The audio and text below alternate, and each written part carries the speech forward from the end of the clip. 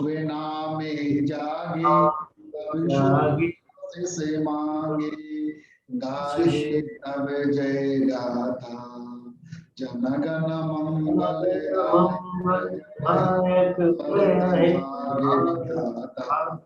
जय हे जय हे जय हे। वंदे मातरम, सत्यमेव जयते। जय हिंद।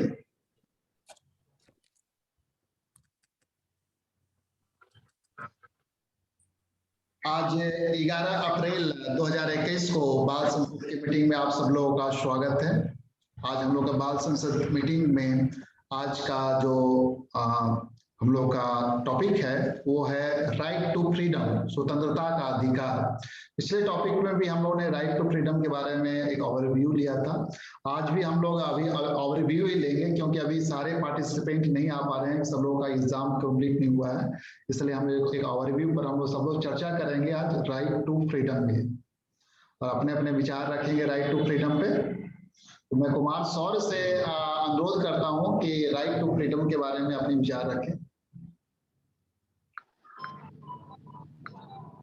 नमस्कार, मैं कुमार शौर्य केंद्रीय विद्यालय चतरा के कक्षा 8 का छात्र हूँ और आज मुझे अपार हर्ष की अनुभूति हो रही है, क्योंकि फंडामेंटल राइट्स पर अपने विचार प्रस्तुत करने का मुझे एक शानदार अवसर प्रदान किया गया है। सबसे पहले मैं आप लोगों को यह बताना चाहूँगा कि फंडामेंटल राइट्स किसे कहते हैं। वह अधिकार जो लोगों के जीवन के लिए अति आवश्यक समझे जाते हैं, उन्हें मूल अधिकार कहा जाता है। अब मैं आप लोगों को यह बताना चाहूँगा कि फंडामेंटल राइट्स कितने हैं। मूल संविधान में 7 मौलिक अधिकार थे, लेकिन 44वें संविधान संशोधन द्वारा संपत्ति का अधिकार को मौलिक अधिकार की सूची से हटाकर इसे संविधान के अनुच्छेद 300 के अंतर्गत कानूनी अधिकार के रूप में रखा गया है।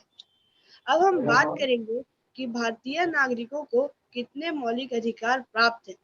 जैसा कि मैंने अभी आप लोगों को बताया कि मूल संविधान में 7 मौलिक अधिकार थे, लेकिन 44वें संविधान संशोधन के द्वारा संपत्ति का अधिकार को मौलिक अधिकार की सूची से हटाकर इसे संविधान के अनुच्छेद 300 के अंतर्गत कानूनी अधिकार के रूप में रखा गया है। इसके बाद भारतीय नागरिकों को 6 मूल अधिकार प्राप्त है। अंत में मैं इतना ही कहकर अपनी वाणी को विराम देना चाहूंगा। धन्यवाद। धन्यवाद सौर्य।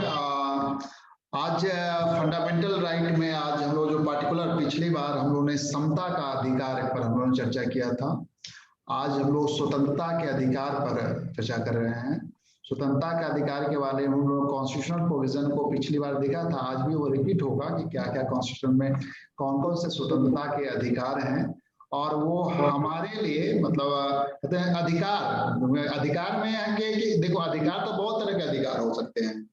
एक हुआ कि मौलिक अधिकार जो संविधान के द्वारा हमारे मौलिक अधिकार दिए गए हैं, जो हमारे नैसर्गिक व्यक्तिगत विकास के लिए, नैसर्गिक विकास के लिए आवश्यक है। और आज हम लोग देख रहे हैं स्वतंत्रता का अधिकार। स्वतंत्रता का अधिकार एक मौलिक अधिकार है।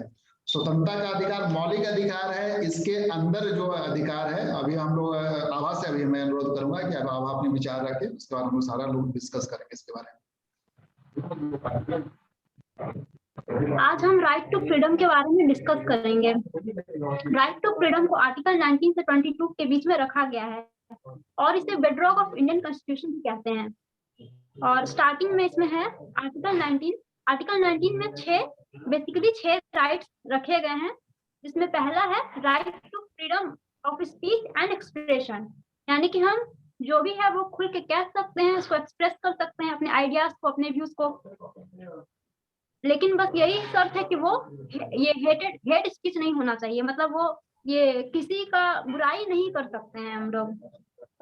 और इसमें सेकंड है freedom of assembly. Freedom of assembly means कि हम ये कहीं भी लॉफुली असेंबल हो सकते हैं, लेकिन वो अनलॉफुली नहीं होना चाहिए, क्योंकि वो अनलॉफुली अगर होगा तो जैसे कि राइट में होता है कि वो फिर दंगा हो जाता है। फिर इसके बाद तीसरा है right to freedom of form association, यानी कि हम एसोसिएशन को फॉर्म कर सकते हैं। किसी भी पार्टी को ज्वाइन कर सकते हैं, किसी भी एसोसिएशन को ज्वाइन कर सकते हैं, अपने आप को रिप्रेजेंट कर सकते हैं, इसके लिए हम फ्री हैं। फिर इसके बाद है चौथा इसमें फ्रीडम ऑफ मूवमेंट, यानी कि इंडिया में हम कहीं भी मूव कर सकते हैं, किसी भी पार्ट में, इंडिया के किसी भी पार्ट में हम लोग मूव कर सकते हैं। इवन अब जम्मू कश्मीर में भी हम ये मूव कर सकते हैं। इसके बाद है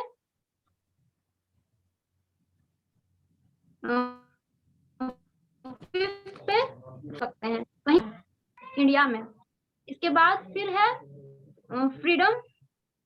फ्रीडम ऑफ प्रोफेशन, यानी कि हम किसी भी प्रोफेशन को अपना सकते हैं।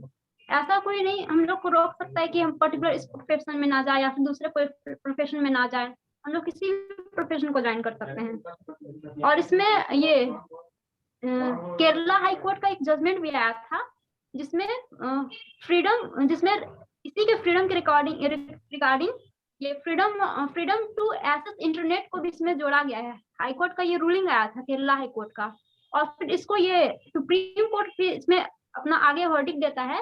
इसको 20 आर्टिकल 21 का भी पार्ट बनाया जाए, और ये बना भी सुप्रीम कोर्ट के इंटरप्रिटेशन के अकॉर्डिंग। फिर इसके बाद आता है आर्टिकल 20।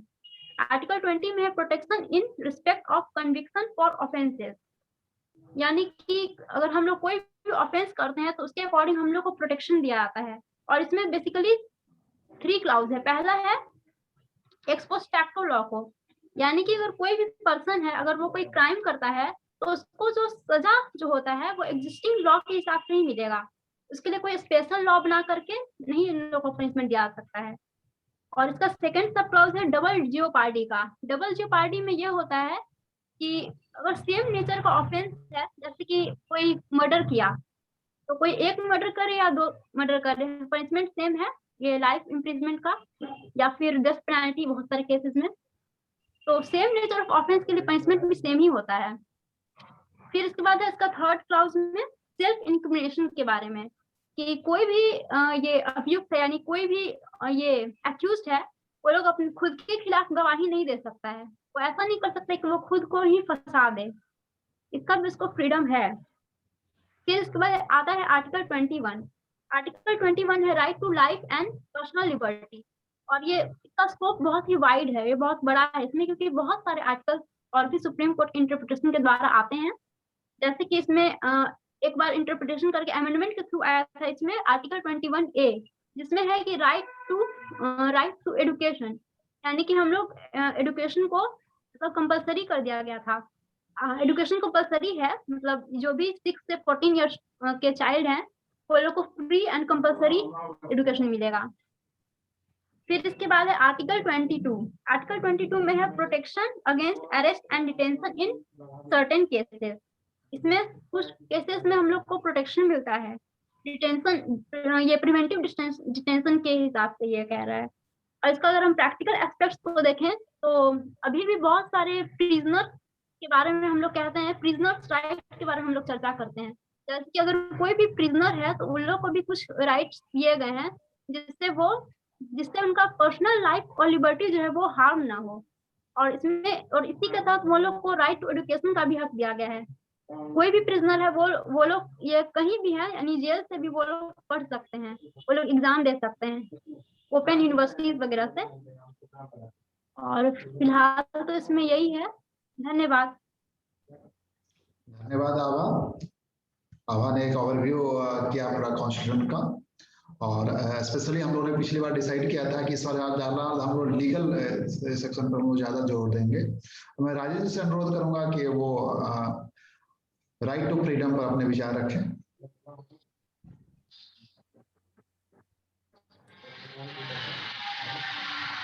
उन्होंने बाल संसद में जो लोग थे, हम लोग ने भारतीय स्वतंत्रता का अधिकार पर हम लोग ने चर्चा किया था और बताया भी था कि स्वतंत्रता का अधिकार में जो हर एक नागरिक को स्वतंत्रता मिली है, वो हर एक नागरिक को अपनी स्वतंत्रता के बारे में उनको पूर्ण जानकारी होना चाहिए कॉन्स्टिट्यूशन के माध्यम से।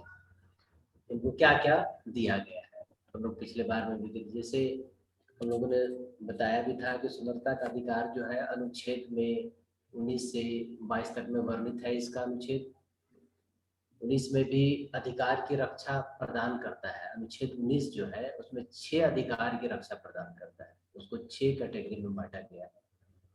पहला में वाक व अभिव्यक्ति की स्वतंत्रता, दूसरा है 6 कैटेगरी में है अगर तो शांतिपूर्वक निरायुध सम्मेलन का अधिकार, तीसरा में है संघ बनाने का अधिकार, चौथा में है भारत के राज्य क्षेत्र में किसी भी भाग में सर्वत्र आबाद संचरण का अधिकार, मतलब वो कहीं भी घूम सकता है, कहीं भी आ जा सकता है। और चौथा में है भारत के किसी भी क्षेत्र में संचार, भारत के किसी भी राज्य क्षेत्र में संचरण, निवास करने और बस जाने का अधिकार, जिसमें एक एक्सेप्शनल में था अनुच्छेद 370 के तहत जम्मू कश्मीर में आप बस नहीं सकते हैं, वो उसमें ये किया गया था जो अभी 370 हटने के बाद। और लास्ट में छठा है भारत के किसी भी राज्य क्षेत्र में व्यापार का अधिकार। तो जब अनुच्छेद 19 हम लोग जब देखते हैं कि 6 अधिकार की रक्षा प्रदान करता है, अनुच्छेद 19 जो है, जैसे वाक अभिव्यक्ति की स्वतंत्रता, तो बोलने की जो स्वतंत्रता है उसमें भी उसको कैटेगरी में दिया गया है। जैसे उसमें है एक जो है प्रेस की स्वतंत्रता, अपने विचार को प्रसारित करने का अधिकार, व्यावसायिक विज्ञापन की स्वतंत्रता, फोन टैपिंग के विरुद्ध अधिकार, अगर किसी का फोन टैपिंग होता है, लेकिन पिछले बार में बताया था, किसी राजनीतिक दल या संगठन द्वारा आयोजित बंद के खिलाफ अधिकार, सूचना का अधिकार, शांति का अधिकार, प्रदर्शन व विरोध का अधिकार, किंतु हड़ताल नहीं। आप प्रदर्शन करें, विरोध करें, किंतु हड़ताल ना करें। ये वाक अभिव्यक्ति की स्वतंत्रता में दिया गया था। उसके बाद था शांतिपूर्वक निरायुध सम्मेलन, मतलब अनुच्छेद 19B में प्रत्येक नागरिक को यह अधिकार प्रदान है कि वह संगोष्ठी, सम्मेलन, आंदोलन, बहिष्कार कर सकता है। उसको अधिकार दिया गया है कि संगोष्ठी करे, सम्मेलन करे, आंदोलन का बहिष्कार कर सकता है, किंतु शर्त यह है कि सामाजिक व्यवस्था भंग ना हो। कोई भी तरह का ऐसा नहीं कि हुड़दंग हो, कोई सामाजिक व्यवस्था भंग हो, वो आराम से अपना ये कर सकता है। उसमें धारा 144 के अंतर्गत न्यायाधीश को यह अधिकार है कि वह किसी भी संगठित बैठक को किसी व्यवधान के खतरे के तहत रोक सकता है। और अगर सरकार को अगर ऐसी लगती है कि यहाँ पर कोई शांति भंग हो सकती है, तो वो क्या करेगा, वहाँ का जो एसडीएम होगा वो वहाँ पर धारा 144 लागू कर देगा। जैसे अभी कोरोना को लेकर भी सभी जगह पर 144 धारा लगाया गया। धारा 141 के अंतर्गत 5 या उससे अधिक लोगों पर संगठन गैर संवैधानिक हो जाता है। धारा 141 जो है उसके तहत 5 या उससे अधिक जितने भी लोग रहेंगे वो संगठन जो रहे गैर संवैधानिक होगा, मतलब आपको उसमें नहीं रखेगा। मतलब अगर शांतिपूर्वक निरायुध सम्मेलन कर रहे हैं तो सरकार भी इतनी सारी कंडीशन लगा दी है कि आप उसको कर सकते हैं। इसके बाद है संघ बनाने का अधिकार। थर्ड में हम लोग आते हैं तो संघ बनाने का अधिकार। किसी भी व्यक्ति को यह अधिकार है कि वह संघ, दबाव समूह, राजनीतिक दल आदि व्यवस्था बना सकता है, किंतु इससे सामाजिक व्यवस्था भंग ना हो। देखिए, दबाव समूह भी एक हमारे पॉलिटिकल में बहुत ही सुंदर चीज है। कोई भी निरंकुश नहीं हो सकता, उसके विरुद्ध में एक दबाव समूह बनता नहीं। बोलते हैं कि हम लोग इतना मिलकर हम चाहे तो अपना मत का प्रयोग करके कोई भी सरकार को ला सकते। दबाव समूह प्रेशर होना चाहिए, तो वो बनाने का अधिकार दिया गया। चौथा में बोलता है कि भारत के राज्य क्षेत्र में किसी भी भाग में, मतलब ऑल ओवर इंडिया में कहीं भी सर्वत्र आबाद संचरण का अधिकार, मतलब आबाद रूप से आप कहीं भी आ जा सकते हैं। इसके लिए देखिएगा कहीं पर आपको रोका नहीं जा रहा कि आप कौन से स्टेट से हैं, कहाँ से आ रहे हैं, कहाँ से जा रहे हैं। आपको अपने राज्य, अपने देश में ये चीज की चिंता नहीं। भारत के किसी भी नागरिक को किसी भी क्षेत्र में भ्रमण का अधिकार है, परंतु गोपनीयता के तहत उसे कुछ क्षेत्र में जाने से रोका जाएगा। ये तो अधिकार मिला है कि आपको कहीं पर भी आबाद रूप से संचरण कर सकते हैं, लेकिन कुछ जगह पर प्रोहिबिटेड किया गया है। जैसे मान लीजिए आप अचानक है इसरो, हम लोग का इसरो है ना, जहाँ पर ये होता है, और DRDO है जो आपका डिफेंस का जितना भी वहाँ ये आविष्कार होता है, ये 2 क्षेत्र में आपको जाने का अधिकार नहीं दिया। ये नहीं कि हम जाए वहां पर अंदर आप बोले कि नहीं हमको स्वतंत्रता के अधिकार में, हमको इसका मिला है कि आप भारत के किसी भी क्षेत्र में आबाद भ्रमण कर सकते, तो नहीं, बोलता है गोपनीयता के तहत कुछ क्षेत्र में जाने से आपको रोका जाएगा। ये भी आप हम लोग को जानकारी होनी चाहिए। उसके बाद आता है 14 में, भारत के किसी राज्य क्षेत्र में संचरण, निवास करने या बस जाने का अधिकार। हम लोग है ना कि कहीं पर भी आ सकते हैं, जा सकते हैं, कहीं संचरण कर सकते हैं, निवास कर सकते हैं, बस जाने का अधिकार। एक इसमें बताया गया है कि भारत के किसी भी नागरिक को भारत के किसी भी क्षेत्र में बस जाने का अधिकार है, किंतु कुछ क्षेत्र जैसे जम्मू कश्मीर, पूर्वोत्तर भारत को छोड़कर, क्योंकि अनुच्छेद 370 के तहत जम्मू कश्मीर को विशेष राज्य का दर्जा प्राप्त है और पूर्वोत्तर भारत के कुछ क्षेत्र में वह स्थानीय लोगों को संस्कृति को सुरक्षित रखने के लिए प्रावधान किया गया। पूर्वोत्तर राज्य में कुछ कुछ जगह है जहाँ पर उसकी संस्कृति, लेकिन अभी कुछ दिन पहले ही हम लोग को 370 हटा दिया गया है, जहाँ पर आप जम्मू कश्मीर में भी आप रह सकते हैं, आप संचरण कर सकते हैं। और लास्ट में एक है कि भारत के किसी भी राज्य क्षेत्र में व्यापार का अधिकार। हमको मन हुआ कि हम गुजरात में जाकर व्यापार करें, राजस्थान में करें, दिल्ली में करें, बिहार में करें, कहीं पर भी व्यापार कर सकते हैं।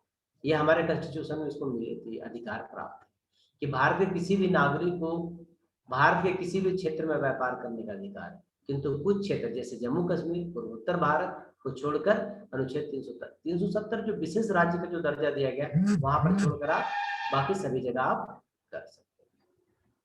ये तो आपका अनुच्छेद 19 के तहत में दिया गया था। अनुच्छेद 20 में जैसा कि आभा जी ने बताया कि अपराध के लिए 2 सिद्धि के संबंध संरक्षण, उन्होंने बताया कि 3 तरह का दिया गया था कि किसी व्यक्ति को नागरिक यदि अपराध के लिए दोषी पाया जाता है तो उसे संरक्षण प्राप्त है। यह अनुच्छेद 20 के अपराधियों के मूल अधिकारों को संरक्षित करता है, जैसा कि कानून जो कानून में दिया गया है। जैसे पहला इन्होंने बताया कि किसी व्यक्ति नागरिक को उसी विधि के तहत दंड दिया जाएगा जो उसके द्वारा किए गए अपराध के समय प्रभावित था। मतलब जिस समय वो अपराध किया और उस समय जो प्रभावी होगा वही दंड उसको मिलेगा। दूसरा में बताया था कि किसी व्यक्ति को एक ही अपराध के लिए एक से अधिक बार दंड नहीं किया जा सकता, यानी अगर एक अपराध किया है तो उसको एक बार ही दंड किया जाएगा। ये भी हमारा कानून में अधिकार है। तीसरा में बताया था कि किसी व्यक्ति को अपने ही विरुद्ध गवाही देने के लिए बाध्य नहीं किया जाता, मतलब अपने विरुद्ध वो गवाही देने का अधिकार, जैसा कि अनुच्छेद 20 में वर्णित था। अनुच्छेद 21 में प्राण एवं दैहिक स्वतंत्रता की बात की गई थी। ये जो है सारी, मतलब एक पिछले बार में विपुल जी ने भी बताया था कि क्या स्वतंत्रता का अधिकार सारे अधिकार को लाया जा सकता है या कुछ को सुरक्षित रखा जा सकता है। तो प्राण एवं दैहिक स्वतंत्रता किसी भी अवस्था में सब चीज को छीन लिया जाए, लेकिन ये नहीं खत्म होता है। आर्टिकल 21 जो है वो सभी नागरिक को प्राप्त होता है, विशेष परिस्थिति में भी ये प्राण एवं दैहिक स्वतंत्रता को किया है। अनुच्छेद 21 के अनुसार किसी व्यक्ति को विधि द्वारा स्थापित प्रक्रिया के बिना उसके प्राण एवं व्यक्तिगत स्वतंत्रता से वंचित नहीं किया जा सकता है। इसके अंतर्गत बहुत सारी स्वतंत्रता है जो हम बता रहे हैं आपको। पहला है मानवीय प्रतिष्ठा के साथ जीने का अधिकार। आपको एक मानवीय प्रतिष्ठा दिया गया, उसके साथ आपको जीने का पूर्ण अधिकार है। स्वच्छ पर्यावरण, आप जहां रहते हो आपका पर्यावरण भी स्वच्छ। जीवन रक्षा का अधिकार। चौथा में है निजता का अधिकार, जो प्राइवेसी की बात करते हैं हम लोग, वो निजता का भी अधिकार दिया गया। आश्रय का अधिकार, विद्युत का अधिकार और निःशुल्क कानूनी सहायता का अधिकार। इसीलिए देखते हुए कि अभी भी हर एक राज्य में, लगभग सभी राज्य में कानूनी सहायता वाहन भी चल रही है, मोबाइल, जो गांव-गांव में जाकर उसमें मजिस्ट्रेट होते हैं, एक 3-4 एडवोकेट होते हैं, सलाहकार होते हैं, वो गांव-गांव में कैंप लगाकर लोगों को जागरूक करते हैं कि आपको अगर इस तरह की समस्या है तो आप यहाँ पर आए और ये फास्ट ट्रैक कोर्ट के तहत वो उसको तुरंत वहां निष्पादन भी किया जाता है। आपको कानूनी जागरूकता के रूप में भी आपको बताया जाता है, निःशुल्क कानूनी सहायता दी जाती है और तत्काल आपको उसकी ये भी किया जाता है। हर एक गाँव में भी वैन दी जाती है, चतरा में भी है, बिहार में भी आपको जाएंगे तो कहीं पर भी आप देखेंगे कि सबका एक शेड्यूल बना हुआ है। उसके बाद एक है इच्छा मृत्यु पर भी एक बात हुई थी कि उच्चतम न्यायालय सुप्रीम कोर्ट सर्वप्रथम 1994 में किसी व्यक्ति को इच्छा मृत्यु के अधिकार को स्वीकार किया था, जो वर्ष 1996 में उच्चतम न्यायालय ने पुनः उसे पूर्ण निर्णय को बदलते हुए इच्छा मृत्यु को अधिकार मूल अधिकार में नहीं रखा। अब बहुत लोग को लगेगा कि स्वतंत्रता का अधिकार दिया गया है तो इच्छा मृत्यु भी हम खुद से ले लें, तो इसको नहीं, इसको हटा दिया गया, मूल अधिकार से इसको हटा दिया गया, ये नहीं रखा गया। अनुच्छेद 21 की आप बात करते हैं तो वो है शिक्षा संबंधी अधिकार। अभी आभा ने बताया कि शिक्षा का जो अधिकार है उसमें वर्णित है, इसको भी 86वें संविधान संशोधन 2002 के अंतर्गत अनुच्छेद 21(1) में जोड़ा गया, जिससे यह घोषणा की गई कि राज्य में 6 से 14 वर्ष तक के आयु के बच्चों को निःशुल्क एवं अनिवार्य शिक्षा उपलब्ध कराएगी। सरकार जो है वो 6 से 14 साल तक के बच्चे को निःशुल्क शिक्षा अनिवार्य रूप से उपलब्ध कराएगी, इसमें कोई भी शुल्क नहीं लगेगा। यह प्रावधान केवल प्राथमिक शिक्षा के संबंध में है, ना कि उच्च व्यावसायिक शिक्षा में। ऐसा नहीं कि ये प्राथमिक शिक्षा के रूप में इसको लिया जाएगा, इसको व्यावसायिक शिक्षा या उच्च शिक्षा में नहीं है उपलब्ध। इसके अंतर्गत शिक्षा संबंधी अधिकार को एक मूल अधिकार और शिक्षा संबंधी जो अधिकार है उसको मूल अधिकार में रख लिया गया। 21(1).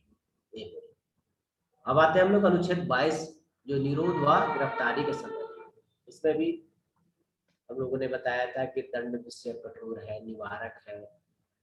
इसमें 2 कैटेगरी बांटा गया है कि अनुच्छेद 22 जो है इसके अंतर्गत किसी भी व्यक्ति को निरोध व गिरफ्तारी के संरक्षण प्राप्त है। हिरासत 2 प्रकार की होती है, हिरासत भी 2 प्रकार की, एक दंड विषयक, इसके अंतर्गत उस व्यक्ति को दंड मिलता है जिसने अपना जो अधिकार स्वीकार कर लिया है, मतलब अपराध जो है वो स्वीकार कर लिया है या अदालत उसे दोषी साबित किया जाए। और एक दूसरा है निवारक, इसके अंतर्गत व्यक्ति को बिना किसी कानूनी कार्रवाई के दोषी ठहराया जा सकता है। इसका उद्देश्य व्यक्ति उसके पिछले अपराध पर दंडित न कर भविष्य में ऐसे अपराध से रोकना है, जैसे शक के आधार पर गिरफ्तारी। अगर शक हो गया कि नहीं ये संदिग्ध व्यक्ति है तो उसको गिरफ्तार करके उसको पूछताछ किया जा सकता है, शक के आधार पर भी किया जा सकता है। साधारण कानूनी मामले से संबंधित कुछ उसमें दी गई है कि व्यक्ति को उनके उन कारणों से अवगत कराया जाए। मान लीजिए अनुच्छेद 22 में 2 भागों में विभाजित किया गया, उसमें एक साधारण कानूनी मामला है। कोई व्यक्ति को अगर पकड़ा गया है तो उसको अवगत कराया जाता है कि आपको किस लिए पकड़ा गया, व्यक्ति को उन कारणों से अवगत कराया गया कि किस कारण से आपको गिरफ्तार किया गया है, ये उसको पकड़ा गया। विधि व्यवसाय वकील से परामर्श व प्रतीक्षा का अधिकार, वो व्यक्ति जो पकड़ा गया है उसको पूर्ण अधिकार है कि अपनी कानूनी सलाह अपने वकील से वो ले सकता है। और 24 घंटे के भीतर जिसको पकड़े हैं वो जिलाधिकारी के सम्मुख प्रस्तुत किया जाना चाहिए। अगर थाना पकड़ती है आपको तो पहला तो है कि वो बताएगी कि किस कारण से पकड़ी है, उस दौरान में आप अपने वकील से सहायता लेने का, आप सलाह लेने का आपको पूर्ण अधिकार है। और अगर 24 घंटे के अंदर वो अगर पूरी तरीके से ये नहीं तो उसको जिलाधिकारी के सम्मुख प्रस्तुत करना होगा, एक व्यक्ति को पकड़ा जाता है। तो धन्यवाद, इस तरह से 22 तक में था। धन्यवाद राजेश जी, आपने डिटेल में बताया दिया सारा जो हमारा राइट टू फ्रीडम है उसके बारे में बताया। मैं इसको एक ओवरव्यू करता हूँ, ठीक, जल्दी से शॉर्ट ओवरव्यू। यहाँ पर जो हम लोग बात कर रहे हैं कि आर्टिकल 19 से 22 तक जो है राइट टू फ्रीडम है। आर्टिकल 19 टू 22 देखिए कि जब सेक्शन का हेडिंग आप देख रहे होंगे तो सेक्शन के हेडिंग से कुछ आभा आपने कुछ ऑब्जर्वेशन किया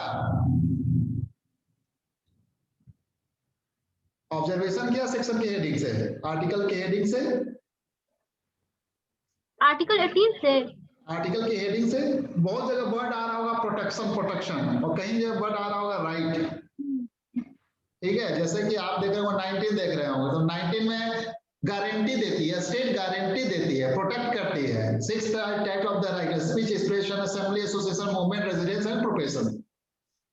आर्टिकल 20 क्या करती है, प्रोटेक्शन देती है भी, respect of conviction for the offences. 21 और 21 ये क्या है, right to life and personal liberty, right to education. And 22 against है protection against arrest and detention in certain cases. अच्छा, ये जो आर्टिकल है, रिलेवेंट आर्टिकल है, इसमें आप देख रहे होंगे कि एक आर्टिकल जो है आपका 21, आर्टिकल 21 क्या कहता है? Right to life and personal liberty. Right to life and personal liberty को अगर हटा दिया जाए तो सारा जो फंडामेंटल राइट जो यहाँ पर दिए गए हैं आपके, वो सारा धराशायी मीनिंगलेस है, कोई मीनिंग नहीं है उसका। पर्सनल लिबर्टी के राइट को हटा दिया जाए तो कोई राइट नहीं है आपके पास है। क्या ये क्या कहता क्या है ये पर्सनल लिबर्टी का राइट? कि हम एक डिग्निफाइड लाइफ जी सकते हैं, ये राइट कहता है। आप डिग्निफाइड लाइफ आपको जिए जाओ, गरिमा में जीवन जियो। और गरिमा को हटा दिया जाए तो आपका जीवन क्या हो जाएगा? गुलामों की जिंदगी हो जाएगी। ठीक है, ऊपर के राइट को गारंटी, स्टेट गारंटी देती है, ठीक है, गारंटी देती है, लेकिन तुम सीज भी तो कर लोगे। सोवेनिटी, इंटीग्रिटी, पीस, हार्मोनी सबको दिखा दिखा कर आप सीज कर लोगे। ठीक है, तब तो हो सकता है मैं खा भी नहीं सकूं अपनी तरह से, अपनी इच्छा के खाना भी नहीं खा सकूं, फेथ अपने वर्शिप भी नहीं कर सकूंगा। ठीक है, हमारी व्यक्तिगत जो स्वतंत्रता है कोई हमें डिस्टर्ब करे। कि खड़क सिंह का कोई शायद केस था ना, वो जब बेचारा सोता था, खड़क सिंह, मेनका गांधी या कुछ इस तरह का था, तो जब सोता था पुलिस आकर उसको खटखटाना शुरू कर देती थी। तो क्या राइट टू स्लीप जो है, सोने का अधिकार जो हमारा है, उसमें भी आगे कोई इंटरफेयर कर देगा? मतलब पर्सनल लाइफ है, अगर नहीं हो तो सारे जो राइट दिए जाए ना, सब मीनिंगलेस है, कोई मीनिंग नहीं है। यही ऐसा राइट है ना जो आपको बताता है कि पुलिस राज है कि संवैधानिक राज है। कैसे पता चलता है? ये जो राइट जो डिफरेंशिएट पुलिस राज या संवैधानिक राज है। तो ये राइट को बारे में हम डिटेल में कभी चर्चा होगा, तो इस राइट के बारे में हम लोग देखेंगे ध्यान से। तो यहाँ पर हमने एक आर्टिकल के साथ ओवरव्यू किया था, आर्टिकल 19 से आर्टिकल 22 तक ओवरव्यू किया था। और खासकर आज जो हम लोग करना था, डिस्कशन जो करना था, तो लीगल टाइप के जो राइट थे हमारे पास, जैसे आर्टिकल 20 जो था, आर्टिकल 20 क्या कहता था? अब कन्विक्शन ऑफ ऑफेंस, सिटीजन को प्रोटेक्ट करता है। राइट, इसमें कितना 3 तरह के राइट की बात हुई थी हमारे पास, 3 टाइप्स ऑफ द प्रोटेक्शन। सबसे पहला retrospective criminal legislation. Tax legislation retrospective बनाया जा सकता है? टैक्स लेजिस्लेशन हमेशा बहुत सारा रेट्रोस्पेक्टिव बनाया जाता है। अभी हाथ में वोडाफोन का जब केस आया, उन्होंने रेट्रोस्पेक्टिव चेंजेस लाए थे। यहाँ क्रिमिनल की बात कर रहे हैं, क्रिमिनल। बिहार में दारूबंदी थी, अगर बात क्रिमिनल, दारूबंदी वाली भी नहीं, तो क्रिमिनल ऑफेंस, जैसे at the time of the committing crime, वो ऑफेंस नहीं था, हमने क्राइम किया, हमने कहा कि 2000 में हमने ऐसा क्राइम किया था, उसमें ऑफेंस नहीं था, अब वो ऑफेंस बन गया, तो क्या मुझे आज पनिशमेंट दिया जा सकता है उसके अंदर? रेट्रोस्पेक्टिव नहीं किया जा सकता इसको। क्रिमिनल जो लेजिस्लेशन है उसको रेट्रोस्पेक्टिव मतलब पहले से, पीछे से लाके नहीं लाया थोप दिया जा सकता है, इसको कहते हैं रेट्रोस्पेक्टिव। क्या कहते हैं? और कुमार सौर रेट्रोस्पेक्टिव। ठीक है, कहीं ऐसा नहीं कि तुम एग्जाम में पास हो गया तुम्हें हम 1 क्लास नीचे भेज दे, रेट्रो पीछे से नहीं लाएंगे हम। ठीक है, उस समय से नहीं लाएंगे, उसमें परिस्थिति ऐसा था, फिर से ऐसा करो। क्रिमिनल ऑफेंस के लेजिस्लेशन के लिए नहीं कर सकते, सिविल के लिए आप कर सकते हो बहुत से रेट्रोस्पेक्टिव। नहीं तो स्टेट ही प्रोटेक्ट करता है कि आपको ऐसा नहीं आप अफेक्ट हो जाओगे। कोई ऐसा हम क्रिमिनल ऑफेंस चला दें कि आप 1960 में आपने ऐसा किया था, आजादी के पहले आपने अपने स्टेट के अगेंस्ट लड़ाई किया था, बाद में आपको वो ऑफेंस दिया जाएगा। ठीक है, ऐसा नहीं कर सकते। तो ये था हमारा रेट्रोस्पेक्टिव क्रिमिनल लेजिस्लेशन। दूसरा डबल जियोपरेडी। ये क्या था? जियोपरेडी मतलब एक ही ऑफेंस केस के लिए हम सेम ऑफेंस के लिए आप मोर देन 1 आप उसको कन्विक्शन नहीं कर सकते। और सेल्फ इंक्रिमिनेशन को प्रोहिबिट किया गया है। सेल्फ इंक्रिमिनेशन क्या होता है? जैसे आपने कोई क्राइम किया तो आपको कहा कि आप अपना खुद का विटनेस बन जाओ। ठीक है, इसके लिए स्टेट कंपेल नहीं कर सकती। ऐसा नहीं कि ले गए हम, ठीक है, उसको मार मार कर कहेंगे भाई आप कर लो, स्टेट कंपेल नहीं कर सकती, अपना विटनेस खुद बनो। ठीक, इसको सेल्फ इंक्रिमिनेशन। उसके बाद आर्टिकल 22 जैसा कि आप लोगों ने देखा, सुप्रीम कोर्ट भी इसको इंटरप्रेट करती है as a right to dignified life, dignified life के राइट के रूप में इंटरप्रेट करती है। और ये जो है आपका एक तरह पुलिस स्टेट और कॉन्स्टिट्यूशनल स्टेट के बीच में डिफरेंशिएट करता है कि ये राइट अगर नहीं रहेगा तो आप कहेंगे कि ना मतलब जनता का शासन संवैधानिक शासन है, ऐसा नहीं कर सकता, मतलब एक तरह से आपका पुलिस शासन है। तो ये जो हमारा ये राइट है, यही दैट इज डिफरेंशिएट करता है कि हम लोग एक संवैधानिक स्टेट है हमारा। इसके अलावा 22 क्या था, अरे मतलब ये प्रोटेक्शन देता है अरेस्ट एंड डिटेंशन के केस में। तो क्या है यहाँ पर जो नॉन सिटीजन है उसको भी ये मतलब प्रोटेक्शन दिया जाएगा। नॉन सिटीजन, सिटीजन नहीं है, नॉन सिटीजन, ठीक है। Citizen as well non citizen दोनों को ये जो प्रोटेक्शन है जो दोनों को दिया जाता है। 22 जो है आपका ये प्रोटेक्ट करता है, अरेस्ट एंड डिटेंशन के प्रोटेक्शन देता है, ये सिटीजन और नॉन सिटीजन दोनों को देता है।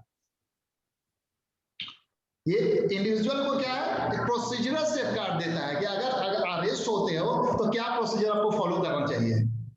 Is a procedural safeguard provided by this article. And next ये पिक्चर में तभी आता है ये आर्टिकल जब आपका अरेस्ट हो जाता है। It is not your fundamental right, आपका नहीं है। डिटेंशन अरेस्ट के अगेंस्ट फंडामेंटल राइट नहीं है। जब आप अरेस्ट हो जाओगे, ऐसा नहीं कि अरेस्ट होने के पहले ही अपने फंडामेंटल राइट को यूज करोगे, नहीं, अरेस्ट होने के बाद ही पिक्चर में आएगा। दैट इज टाइम लैप्स हो रहा है, बस बोलते जाऊंगा, अभी कट जाएगा। उसके बाद ये जो आर्टिकल जो है आपको बताता है कि कोई भी एनी पर्सन जो अगर कस्टडी किया है तो उसको रीजन बताओ कि क्यों उसको अरेस्ट किया जा रहा है।